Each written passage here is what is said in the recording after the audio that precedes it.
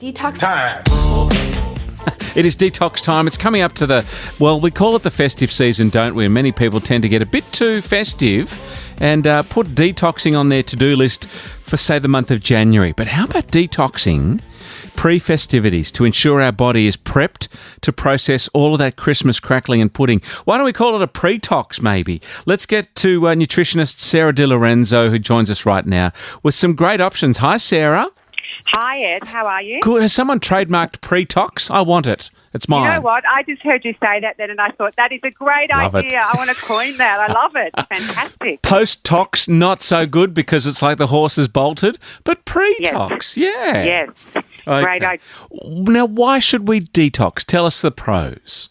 Well, look, I think basically, when you think about the detoxing prior to the December month and Christmas Day, one thing I run in my clinic, which is this 2-week mini detox. And look, the pros of a detox just generally are you feel great, your stress is down, you've got a good mindset, your toxic resistance is up, and you've got vitality. That's kind of the goal at the end of a detox. But doing a pre-tox, as you've just said, I think that there's 3 great things for your listeners to take on board with this. And when you start that month, and just a little statistic about December is that the average Australian has 500 calories extra a day in the month of December, and they have up to a staggering 6,000 calories on Christmas Day with an average weight gain of 2.3 kilos. Oh, no, Sarah. This is a horror movie. It is, I know, but, and then they want to do that detox after. But if you do the 3 great things that I think, and I'm running this clinically now, is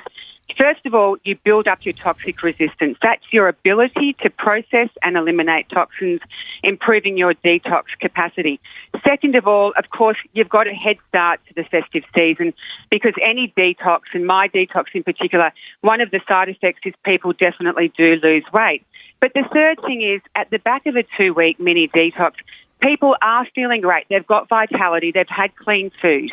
And they do actually enter that Christmas month, the month of December, with a really good mindset. And it's that mindset and that psychology that they actually make better choices. I find that my patients who have done their last 2 weeks of November, who have done the pre-tox, I actually find that they don't do that weight gain. They make better choices. They avoid excess drinking, or they might moderate it, or they'll make better choices, or they'll incorporate, fast days or whatever they want to do. But it is a better mindset because they do have that tiny bit of weight loss from this wonderful 2-week detox. I love that you actually called the weight loss a bit of a nice side effect. It's kind of not the goal by the sounds of it, but it's a wonderful outcome. Well, it is because basically, look, the way I look, detox can be looked as, I look at detox as you can do a 2-week one, which is what is for the average person and what we're doing now in like a pre-tox. I love that. I'm going to steal that, Ed. The next one is the 4-week one, but that's usually you're getting into gut. And then you look at a 6-week one, which is liver. But the way I look at the 2-week detox is the basic, and people, a lot of your listeners might be thinking, oh no, detox is a bit scary. A lot of people have that kind of preconceived notion, oh, I don't want to do it. I've got my coffee, I've got this, that, and the other. But I look at detox as a holistic approach. And when not only do I address food and beverages, I also address lifestyle, cleaning products, cosmetics, and I will even go as far as getting my patients in that 2-week period to even address personal relationships. It's actually a time where you stop, pause, pull yourself away from social activities, spend time having gorgeous foods. I've got a menu that I give people, which I can share the outline of with your listeners today. But it's generally, and the other thing people need to understand is they often think of detox as like might be juicing or different things like that. It's not. It's really important to understand that protein is essential to bind molecules during a detox and eliminate them from the body. So without adequate protein, you actually can't detoxify. And so it's a really interesting thing. So my detox is all about self-care, self-love, great food. And the other weight loss thing, just to touch back on that, is I do apple cider vinegar upon waking, mid-morning and mid-afternoon. And the benefits of apple cider vinegar, and not only is it liver cleansing, it also helps with weight loss, cell purification, healthy skin, improves digestion, and as well as It makes the body more alkaline, reducing acidity. In that month of December, we've got a lot more acidic things, extra coffee with fatigue, more alcohol, food that's been cooked in that sort of hard and fast cooking of grilling and barbecuing, as opposed to the nice, slow kind of sautéing, simmering, steaming. So I put that in as well. Now, let me ask you a couple of questions. Given that Christmas Eve and Christmas Day and possibly even Boxing Day, we have this massive calorific intake, 6,000 calories alone on Christmas Day, although I would say it's some of the best food you'll have all year, right? You need proteins, part of your detox. Could it not be, indeed, some leftover turkey or even a bit of roast pork? And you want your apple cider vinegar. Could it not just have some apple sauce on top? Would that also do the same thing? No, you've got to have your apple cider vinegar. I've got great ways, though, for people to have the apple cider vinegar. You can put it in, a lot of people sort of think, oh, it tastes disgusting or it smells funny. I get people to make it up like a herbal tea. I get people to mix it with mineral water. I've got some patients who just throw it back in a shot glass. However you want to do it, there's ways to incorporate it. But I actually think it's really good as vinegar in salad dressings as well.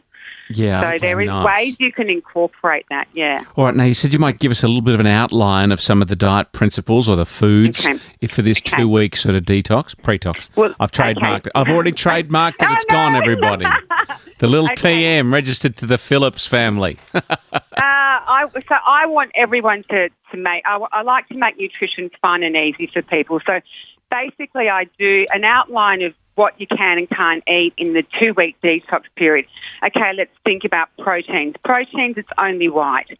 Things like chicken, eggs, fish, tempeh, tofu, turkey. When you think nuts and seeds, everything raw, no peanuts. Beans and legumes, knock yourself out, nothing in a can. Vegetables and fruit, go seasonal, go organic. Of course, nothing in a can, dehydrated or frozen. The 2 big things I remove in a detox are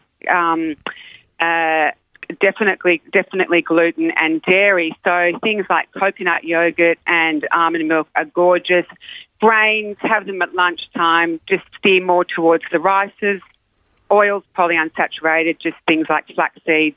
Dressings, make your own. But this is the big thing. I'm a very big believer in making your own dressings, but this is the big thing. And I think people, and even your listeners, might be thinking, oh, no, but what if I can't have my black tea or I can't have my caffeine? And I definitely, that's the biggest thing that I think deters people from doing a detox. And at the end of the day, if I have a patient that comes in and says, I really want to do the SDL 2-week mini detox, I just say, listen, I would rather you do 95% of my program because there is so many benefits from it, because you are addressing lifestyle, you're incorporating exercise, you're improving sleep, you're doing things like spa treatments and Epsom salt baths, and there's a lot of amazing things that I get people to do as well. No, it's all about, and if you want to have the coffee, just have it, and have your coffee, but still come in and do the rest of the detox, because I'd rather them do it than not do it, because you do feel you're on fire at the end of a detox. You feel great. What's the science behind the 2 weeks? Just that you found a manageable amount?